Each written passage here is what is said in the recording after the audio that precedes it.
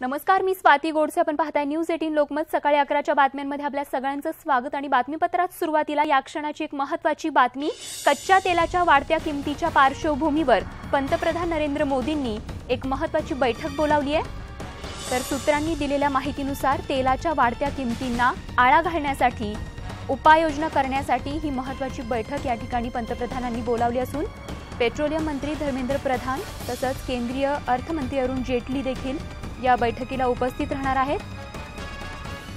सध्या कच्च्या तेलाच्या वाढत्या किमतीच्या पार्श्वभूमीवर देशभरात सर्वसामान्य नागरिक चिंतेत आहेत आणि याच संदर्भात पंतप्रधान नरेंद्र मोदींनी महत्त्वाची बैठक बोलावली आहे.